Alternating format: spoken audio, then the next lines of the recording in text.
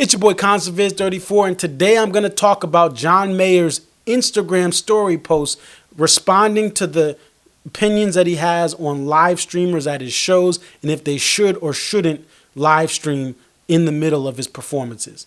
Let's take a look.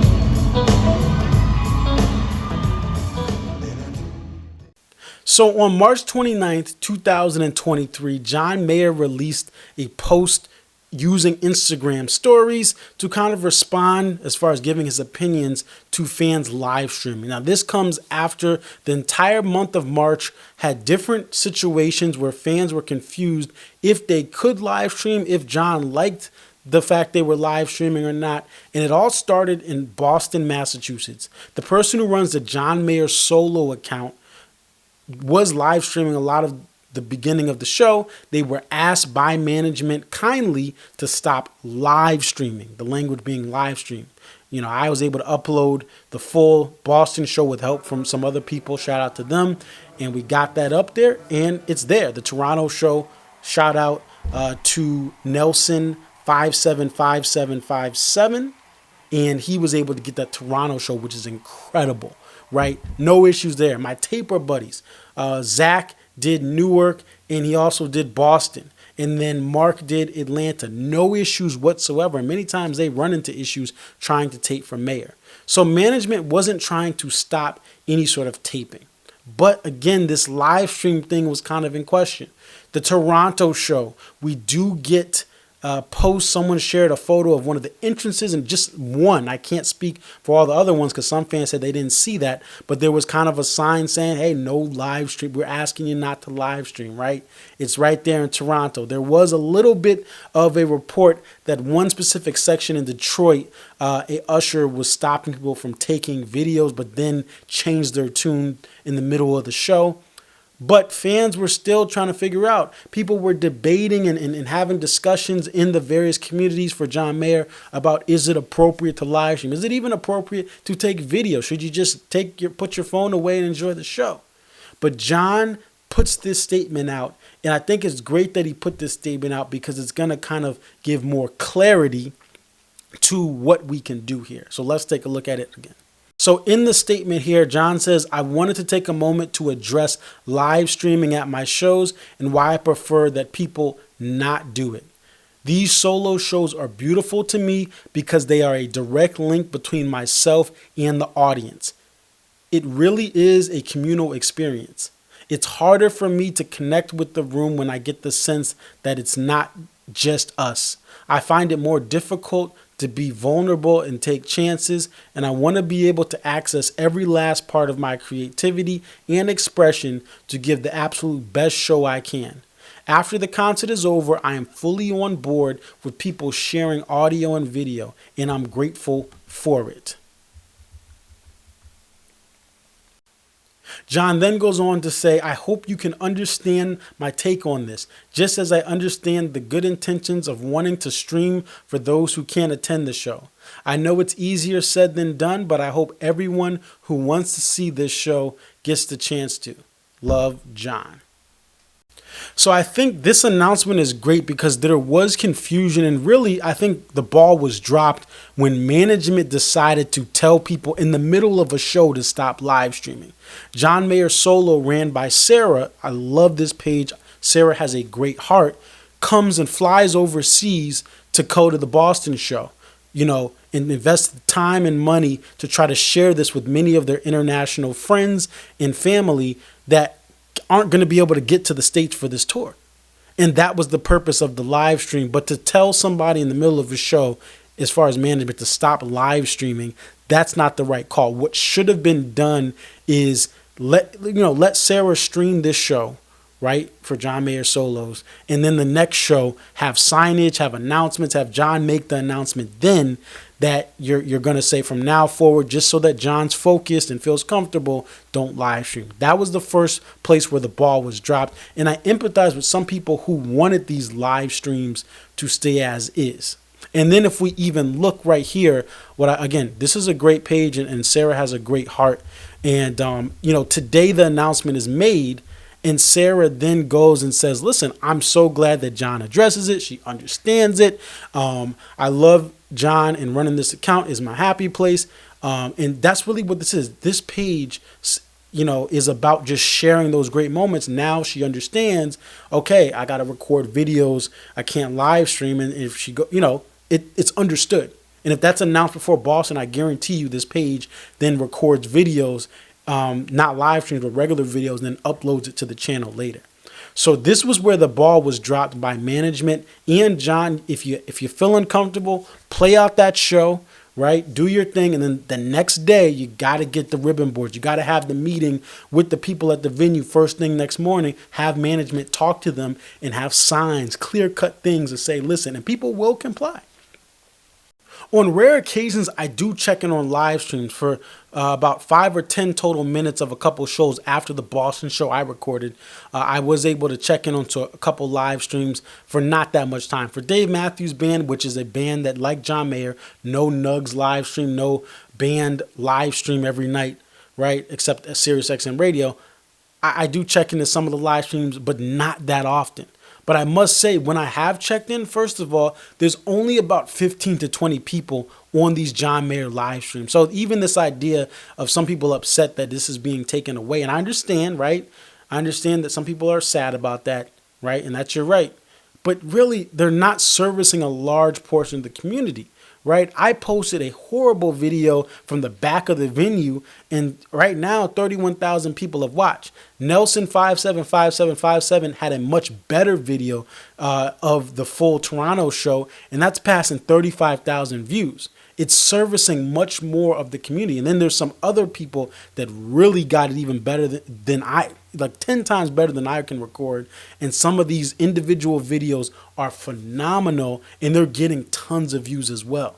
So the recording videos and uploading later process is servicing much more of the community. The tape or audio is serving much more of the community, and both of the methods that aren't live streamed also have much more lasting appeal. I go back to old concert videos for Dave Matthews Band and John Mayer throughout the years from here on YouTube, and I sit back and enjoy them, right? There's much more lasting appeal to have this. So I think that's just something I wanted to put in here, that, listen, now that we're talking about live streaming, this is why it's not really that effective. Though, again, I understand why people do it, to try to share this with people who can't be there and really make people feel halfway across the world like they're right there with the people on, in the stands.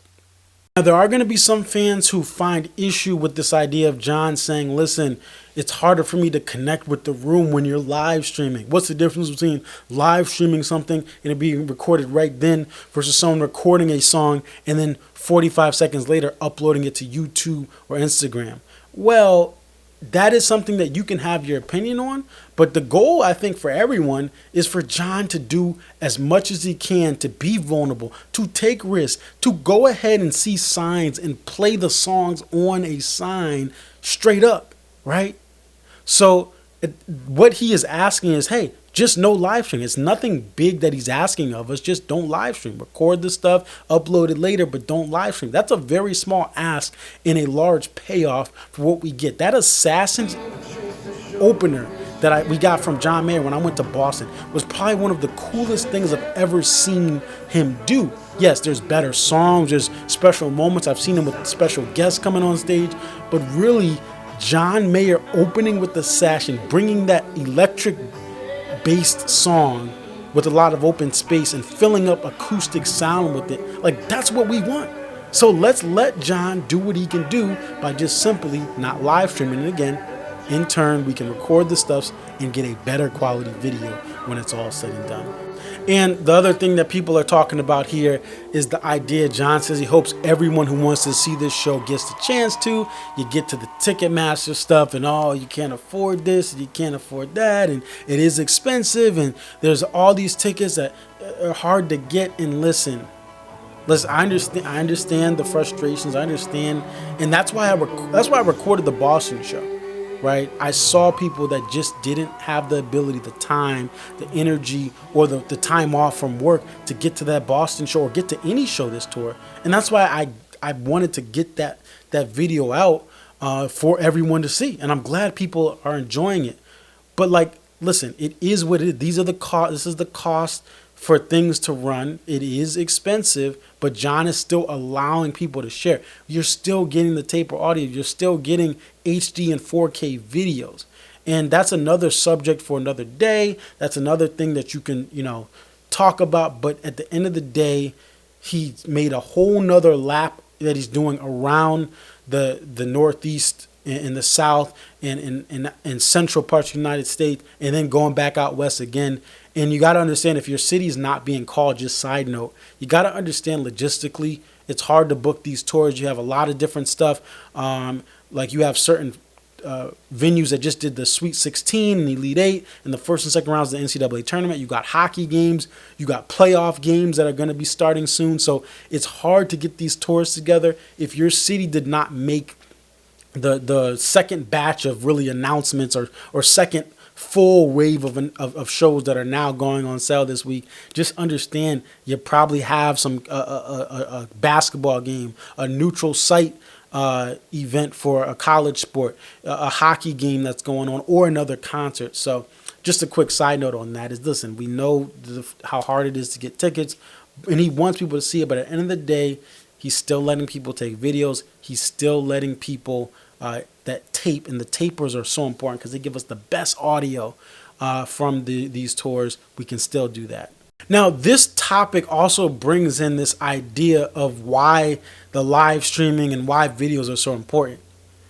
There's a difficulty that Dave Matthews Band and John Mayer have where they're not jam bands mixing up their set every night to crazy extremes and you have access to live streams, to Goose, to Humphreys McGee, to Fish, right? That stuff is the next day it's out. Sometimes the same night.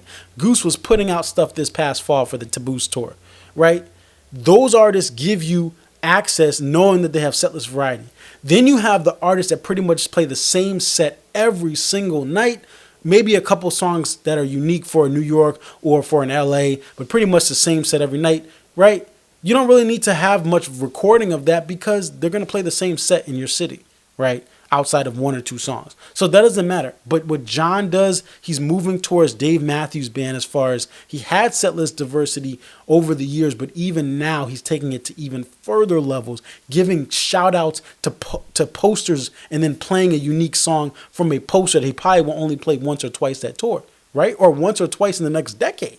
This is a special John Mayer tour, right? That's why you need to go see it. But anyway, the point is, because of that, this is why people want live streams or want recordings, and he's allowing the recordings that are non-live stream. But moving forward, the management and John need to release multiple releases of these tours. The John Mayer solo tour, we should have 2 to 3 releases from this tour that fans are able to either listen to on Spotify or iTunes or be able to stream in some way. Maybe you purchase it, right, and you just get a download link. Maybe there are some old school Blu-rays that you can buy. People have PS5s that you can watch Blu-ray on. Maybe you have some of those. It would sell well. But I think there is a duty for John, his archivist, if he has one, his sound people, to go back and release John Mayer solo stuff. On top of that, go back to the Search for Everything tour. Go back to the Sob Rock tour. Go back to some of the other tours in the last 5 to 8 years and release some of those shows. Because again, you've had some special moments, but fans cannot listen to live albums. I'm a Dave Matthews Band fan. They release 4 to 5 live releases a year, and many of these are from previous years.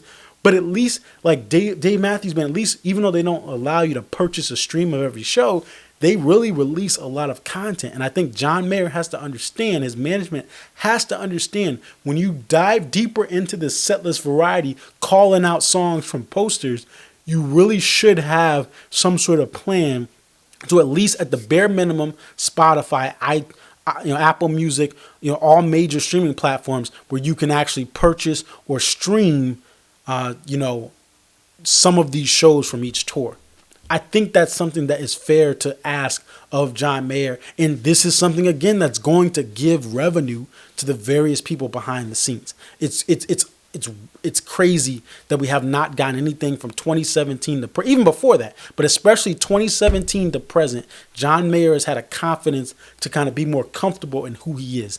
That started a little further back, but 2017 to present, it's a shame we have not gotten any live full. I don't count the thing in Montana, which was great. I appreciate it, and it was for a good cause. But that was a small little snippet or sample. Give us full shows with full audiences and allow us to purchase and support it. And if you want to have that go to a great cause, great. If you want to have that go to the pockets of the people behind the scenes and to you, great. But there's no excuse for why they have not released more live content, audio only, and then also audio and video via streaming or Blu-ray. So let me know what you guys think in the comments. Do you agree with this statement? Do you disagree with it? Do you agree with some parts and others? What do you think about live streaming? What do you think about people taking videos? I will say as well, I think if we're people like me who take videos, we definitely need to be aware of the people around us and be respectful of them. The lights, people putting on auxiliary lights, that's got to stop, right? I mean, it's crazy. I've seen that. I saw that at the Pit Dave Matthews Band this year. Someone had a bright light pop up from their phone as they're recording. That stuff's got to stop. So what do you guys think about recording as well?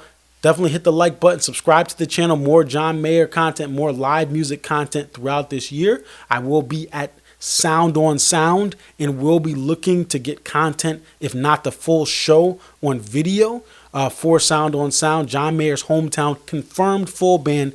Sound on Sound has confirmed that the full band will be there. So stay tuned for that as I look to get content up for myself and hoping to share and work with others to get that full show from different perspectives.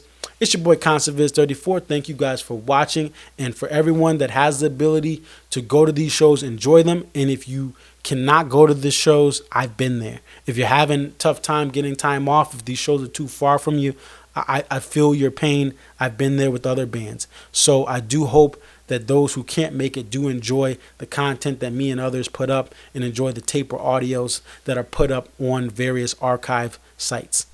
Thank you for watching. Thank you for the support of some of the videos I put up, the individual videos, the full Boston video. It warms my heart. It's why I record these shows and sit there and pay money, but then have my phone right here, is because I love listening to shows, but I love sharing this because I became a fan of certain bands like Dave Matthews Band because I watched fan videos.